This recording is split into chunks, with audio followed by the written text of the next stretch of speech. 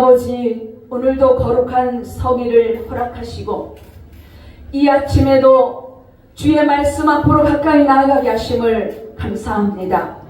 하나님 아버지, 정말 내 죄를 보고 내 죄를 인정하면서 애통하면서 주 앞으로 더 가까이 나가는 저희들이 되게 하여 주옵소서. 하나님 아버지, 주의 말씀이 들려지고 깨달아지고 그 말씀이 내 영혼의 양식이 될 수 있도록 인도하여 주시옵소서. 모든 시종을 주님의 자녀 예수님의 이름으로 기도하옵나이다. 아멘. 오늘 말씀은 로마서 7절부터 13절까지 있는 말씀에서 율법은 선하다라는 제목으로 함께 은혜를 나누고자 합니다. 성도들이 율법에 대하여서 죽었다, 벗어났다, 또는 이 말씀을 듣고 하는 이런 교훈에 그러면 율법 자체가 나쁜 것이라고 오해할 수도 있기 때문에 더 설명을 드리고자 합니다. 율법 자체는 선도 악도 아니며 다만 선과 악의 분별 기능으로서의 이 율법의 기능을 말씀하는 것입니다. 악하면 그 자체가 악한 것이지 죄를 죄라고 하는 율법이 악한 것이 아니라는 것이죠. 그렇다면 왜 율법이 선하다고 말씀하는가? 오늘도 말씀을 통해서 더 알아보고자 합니다. 율법과 죄는 뗄 수 없는 관계입니다. 7절의 말씀을 보겠습니다. 그런즉 우리가 무슨 말을 하리요? 율법이 죄냐? 그럴 수 없느니라. 율법으로 말미암지 않고는 내가 죄를 알지 못하였으니 곧 율법이 탐내지 말라 하지 아니하였더라면 내가 탐심을 알지 못하였으리라. 아멘.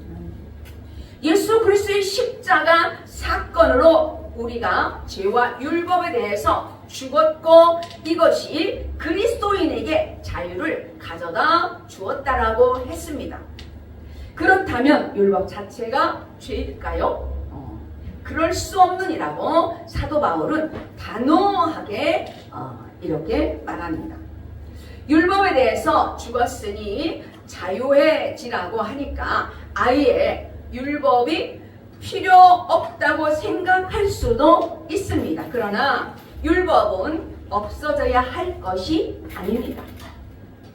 우리가 잘 알아야 하는 것이지 없어져서는 안 되는 것이죠. 다시 말하면 율법을 알아야 죄를 알고 또 죄를 알 때 이 복음을 이해하게 되기 때문입니다. 헬라어로 죄의 의미는 표적을 빗나가다라는 것이라고 말씀을 드린 바가 있습니다. 그러니까 가지 말라는 곳에 가는 것, 하지 말라는 곳에 하는 것, 불법 또한 불순종, 불경건, 외적인 것, 악행 또한 내적인 악행 등 이런 정도의 수준에 따라서 하는 것, 그 정도의 수준에 따라서 하는 것, 이렇게 하는 것이 모두가 다 죄에 해당하는 것입니다. 그러니까 내가 딱 맞춰야 되는데 조금만 정도만 빗나가도 죄라는 것이에요. 탐심은 내적 악행이라고 합니다. 10계명을 보게 되면 첫 번째 계명부터 9째 계명까지 있는 말씀을 보게 되면 외적인 죄를 다 언급하고 있습니다. 그런데 마지막 부분에서 보게 되면 10번째 계명에서 탐내지 말라는 내적인 이 죄를 말씀하고 있습니다. 왜 마지막에 내적인 죄를 이렇게 언급할까요? 하나님 외에 다른 신을 섬기고 안식일을 어기고 부모를 공경하지 않고 살인하고 도둑질하고 간음하는 모든 죄가 탐심에서 비롯되었기 때문입니다. 그런데 심리학자들은 이 탐심을 죄라고 하지 않습니다. 인간에게는 자연스럽게 오는 욕구다라고 이렇게 말을 하죠. 그러다 보니 탐심이 죄라는 것을 누가 깨달을 수 있겠는가 말이죠. 그러나 성경에서는 이 탐심부터 죄라는 것을 말씀하고 있습니다.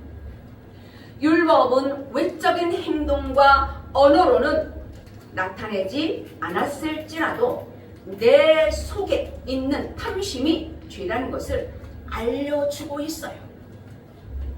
이미 율법으로 내 죄가 드러나지 않아도 이미 내 속에는 탐심이라는 죄가 들어앉아 있다는 것이죠. 그래서 그게 죄야, 그게 죄야 라고 가르쳐 준다는 거예요.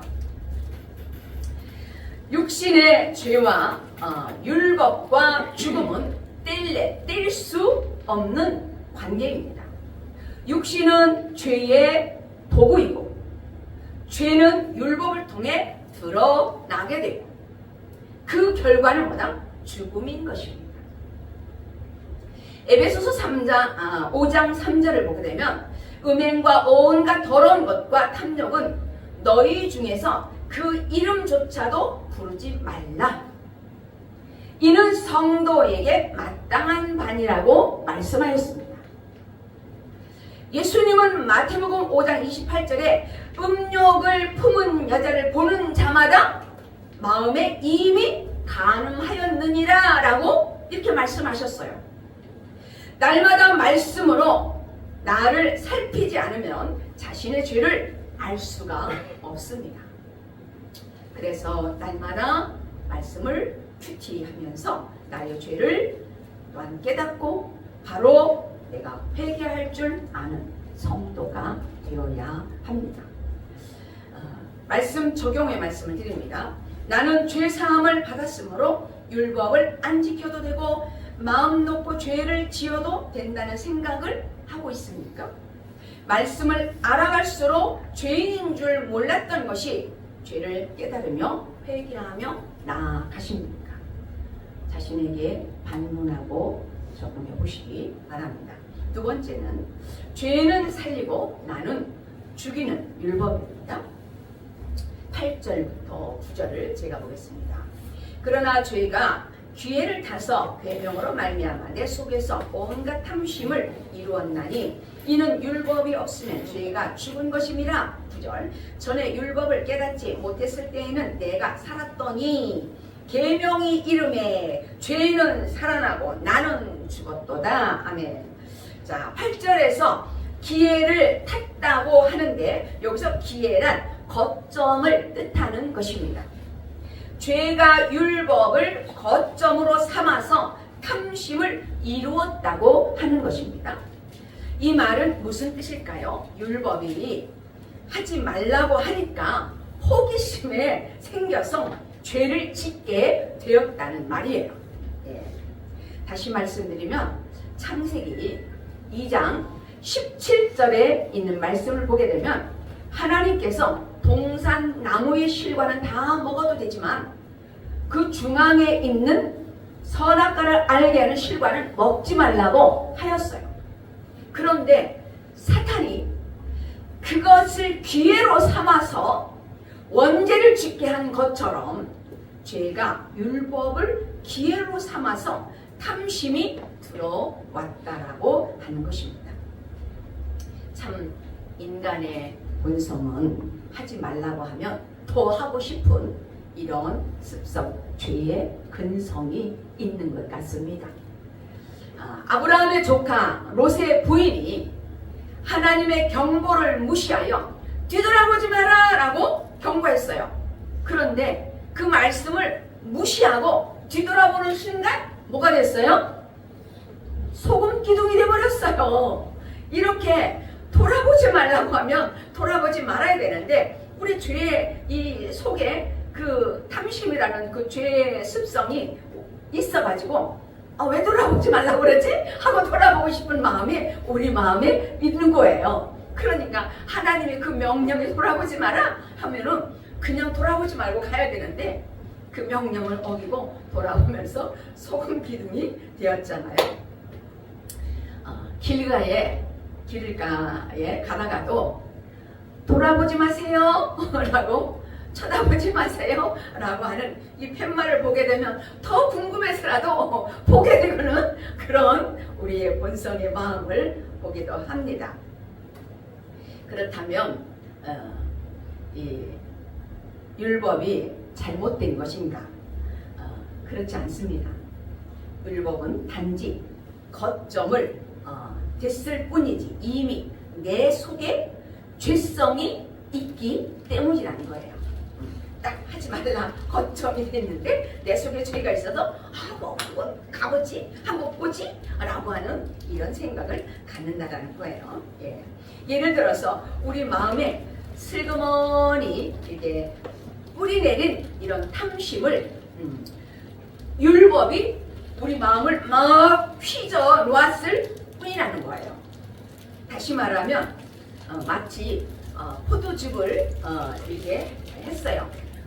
포도즙을 했는데 포도즙을 걷어냈는데 이 한참 동안 있으면 위에는 맑은 물이 있고 밑에는 찌꺼기가 가라앉지요. 그런데 이 율법이 들어가서 포도즙을 막 흩어져 놓으면 어떻게 될까요? 찌꺼기가 올라오죠. 그런 것처럼 이렇게 율법이 막 우리 마음을 휘저 놓으면 죄를 안다라는 거예요. 예. 9절의 말씀을 보게 되면 법을 몰라서 죄의식이 없을 때는 내 뜻대로 살았는데 계명이 이름에 죄가 살아나고 내가 또한 죽었다고 합니다. 예. 죄가 무엇인지를 알게 되자 죄의식이 생기고 내 힘으로는 율법을 지킬 수 없다는 것을 아는 것이 죄는 살아나고 나 자신은 죽는 것이 되는 것이죠. 사도 바울은 유대인 중에 유대인이었고 율법으로는 흠이 없는 사람이었습니다. 하지만 예수님을 만나고 나서 계명이 그에게 이르니까 자신의 무서운 죄책감이 생기게 되었어요. 스데반을 돌로 쳐 죽인 그 죄책감이 그가 자신을 죄인 중에 괴수라고 이렇게 고백하기도 하였습니다. 가공할 만한 자기 죄를 보게 된 것이죠. 죄가 살아나는 것은 참 하나님의 은혜입니다.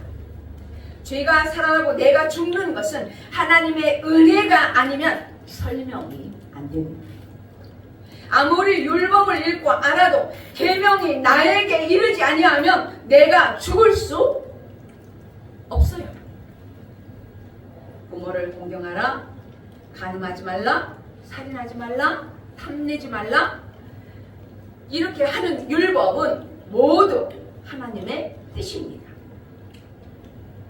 이렇게 율법을 통해서 하나님의 뜻을 알았지만 계명이 내게로 이르지 않으면 어떤 것이 부모를 공경하는 것인지, 어떻게 간음과 살인을 안 할 수 있는지 모르는 것이에요. 계명으로 내게 이르러야 내가 죄인 줄 알고 내가 죽을 수 있는 것이에요. 다시 말씀드리면 팻말을 들여다보지 마세요. 나는 율법을 알았지만 왜 안 들여다봐야 하는지, 또 어떻게 해야 안 들여다볼 수 있는지를 계명이 나에게 이르러야 알 수 있다는 것이죠. 내 안에 계명이 없다면 모든 율법의 질서를 알 수가 없습니다. 성경 지식이 아닌 나에게 일러주시는 하나님의 말씀이 있어야 죄가 무엇인지 알고 내 죄를 깨달아서 죄는 살아나고 나는 죽는 은혜가 임하는 것인 줄로 믿습니다. 네. 그러므로 성경 말씀을 읽고 들을수록 내 속의 죄를 봐야 합니다. 예수님 공생의 당시 바리새인들은 성경을 지식으로만 너무 잘 알아 외울 정도 다 이렇게 모세오경을 다 외우고 다녀요. 그만큼 성경을 잘 알아요. 바리새인들 왜? 지도자기 때문에, 가르치는 자기 때문에. 그래서 예수님께 향유 부은 여인을 예수님이 칭찬했어요. 그런데 지식으로만 알고 있기 때문에 그들을 비웃고 조롱했어요.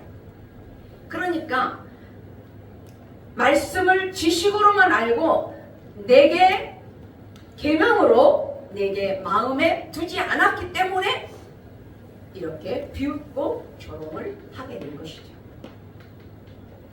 그들은 율법을 알지만 자신들의 계명으로 이르지 않았기 때문에 자신들만의 교만과 위선을 버리지 못하고 비웃고 조롱을 하게 된 것입니다.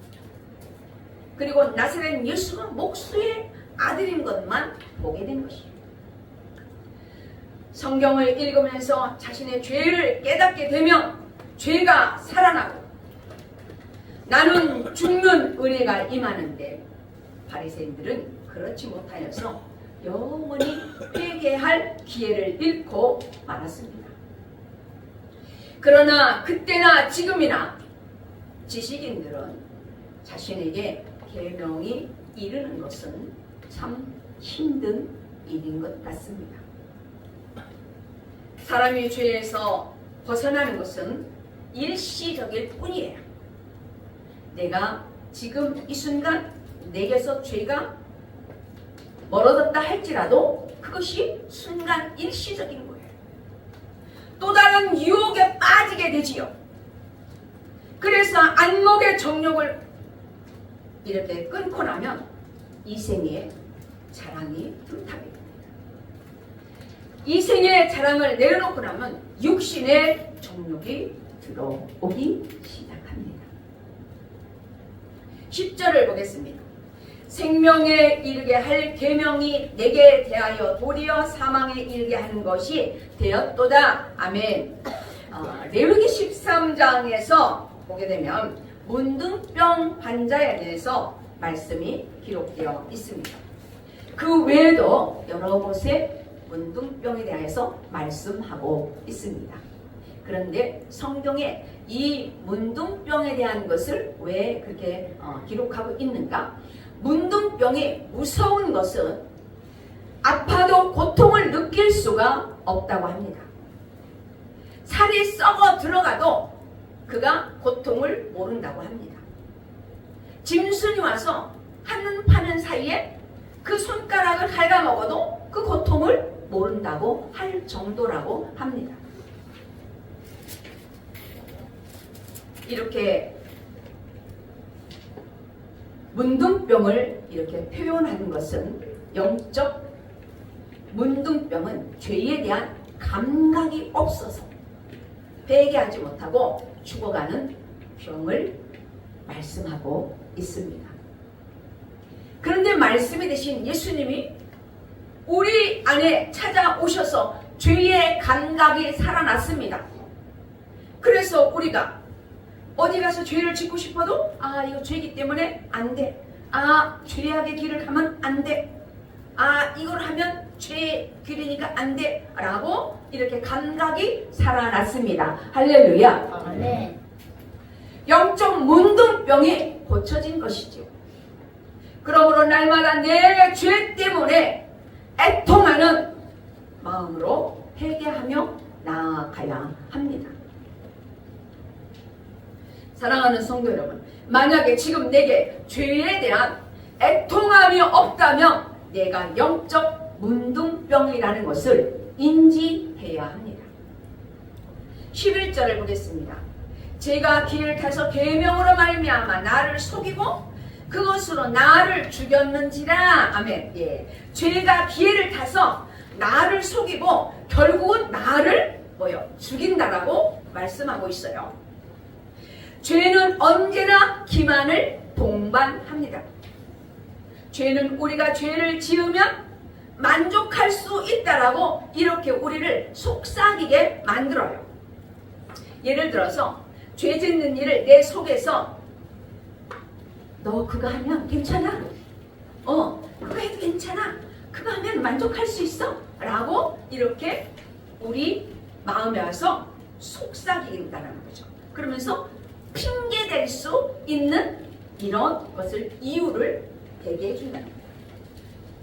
이렇게 속이고 또 속여서 결국은 나를 죽이는 것이 죄의 기만입니다. 우리를 향한 율법의 요구는 내적인 것과 외적인 것을 다 포함하고 있습니다. 살인하지 말라는 것은 외적인 것이지만 미워하는 것은 내적인 것으로 이 또한 살인이라고 성경은 말씀하고 있습니다. 그래서 사람을 미워하지 말라고 하는 것이죠. 간음하지 말라는 것은 외적인 것인데 내적으로는 음욕을 품어도 간음이라고 성경은 말씀했습니다. 그래서 미워하는 것도 음욕을 품는 것도 다 죄라고 말씀하는 것이죠. 이러한 죄들을 지킬 수 있는 사람이 있을까요? 생각이 못할 뿐이지 다 이런 죄는 지지 않았을까 생각이 듭니다. 그 틈을 타서 사단이 나를 속이는 것입니다. 그렇다면 나는 살인한 적 없어, 또한 바람 피운 적 없어, 사기친 적 없어, 나만큼만 살면 이 세상이 깨끗할 거야 라고 자부하는 사람이 있습니까? 사도 바울도 자신은 괜찮은 사람이라고 생각하면서 율법을 거스르는 줄도 모르고 교회를 핍박한 사람이었죠. 그런데 예수님을 인격적으로 만나고 나서 죄의 기만에서 벗어나고 보니 자신이 얼마나 죄인인가를, 얼마나 추한 죄인인가를 알게 되어서 죄인 중에 괴수라고 이렇게 말을 하면서 내 안에서 두 주인이 있구나, 날마다 죽노라 라고 고백하기도 했습니다. 사랑하는 성도 여러분, 우리도 죄의 기만에 넘어가고 있지는 않습니까? 그렇게 속으며 살다가 회개할 기회를 놓치면 우리에게 남는 것은 결국 죽음뿐입니다. 적용의 말씀드립니다. 내게 계명이 이르도록 매일 말씀을 묵상하며 말씀으로 내 죄가 살아나는 것이 은혜임을 알고 있습니까? 나 정도면 괜찮아 하고 이렇게 죄에 감각이 없는 문둥병 환자같이 살고 있지는 않습니까? 한번 적용해 보시기 바랍니다. 세 번째는 율법은 거룩하고 선하다. 12절부터 13절을 보겠습니다. 이로운데 율법은 거룩하고 계명도 거룩하고 의로우며 선하도다. 그런즉 선한 것이 내게 사망이 되었느냐? 그럴 수 없느니라. 오직 죄가 죄로 드러나기 위하여 선한 것으로 말미암아 나를 죽게 만들었으니 이는 계명으로 말미암아 죄로 심히 죄되게 하려 함이라. 아멘. 율법과 계명의 신적 이 기원과 근본적인 선함을 밝히 드러내는 내용인데요. 즉 율법은 하나님께서 인간의 의와 행복을 도모하기 위해서 선한 의도로 주신 것으로 근본적으로 악한 것이 아니라는 것입니다. 그럼에도 불구하고 율법이 인간을 정죄하는 기능을 감당할 수 없는 것은 바로 타락한 인류의 죄된 본성과 범죄 행위 때문입니다. 다시 말씀드리면 율법에는 하나님의 의로우심이 나타납니다. 구원에 이르는 지혜가 있습니다. 구별된 삶, 거룩한 삶을 살게 해주는 것이 성경이죠. 가난한 자를 돕고 이웃을 사랑하라는 하나님의 선하심이 나타난 책입니다. 그 선한 율법으로 내 죄를 알고 나면 절망할 수밖에 없습니다. 율법이 오기 전에 죄의 문화들을 관행적으로 자연스럽게 받아들이게 됩니다. 그러다가 내가 등경 위에 두는 인생이 되고 보니 죄 아닌 것이 하나도 없다라는 것을 고백하게 될 것입니다. 하나님의 법이 나에게로 들어오면 내 자신이 다 드러나기 때문에 내 죄를 감출 수가 없습니다. 내가 무슨 죄가 있어? 오늘도 회개했는데 내일도 또 회개하라는 거야? 라고 하지만 그러나 우리는 늘 보지 말아야 할 것을 보았고 가지 말아야 할 것을 하고 내가 말하지 말아야 할 것을 말하고 늘 죄 속에 우리는 살아가는 거예요. 그래서 날마다 우리는 회개하며 살아가야 된다는 것입니다. 하나님의 법이 나에게로 들어오면 내 자신이 다 드러나기 때문에 그 죄를 감출 수가 없는 것이죠. 율법은 나쁜 것이 아닙니다. 율법이 악하다고 할 수 없습니다. 그렇습니다. 율법은 죄가 아닙니다. 죄로 심히 죄되게 하는 율법은 고마울 뿐입니다. 선한 것입니다. 율법을 통해 죄가 드러나고 그 죄를 인정하는 것이 내가 힘들지만 그것을 인정하는 것만이 내가 살 길이고 회개하면서 구원의 길로 가는 길입니다. 죄를 깨닫기가 그토록 어려운데 내 죄를 보게 해주는 율법이야말로 얼마나 고마운 일인가 말이죠. 죄로 심히 죄되게 하는 율법에 어찌 죄라고 하겠는가. 율법은 내가 살 수 있는 길을 가르쳐 줍니다. 예수님이 아니면 길이 없다고 가르쳐 주기도 합니다. 말씀을 마칩니다. 죄가 살아나는 은혜, 죄로 심히 죄되게 하는 은혜는 십자가 없이는 알 수 없습니다. 율법이 선한 것으로 나에게 역사하려면 예수 그리스도의 십자가를 통과해야 합니다. 십자가가 무엇입니까? 죄인인 내가 예수 그리스도와 함께 죽는 것입니다. 율법을 통해 내 죄가 살아나는 은혜를 경험하고 내가 아무것도 할 수 없는 죄인이기에 하나님만을 사모하며 하나님만을 의지하고 사랑하는 것, 이것이 바로 율법의 정신입니다. 율법은 죄가 아닙니다. 선한 것입니다. 우리 찬양하고 기도하겠습니다. 254장 우리 함께 찬양합니다.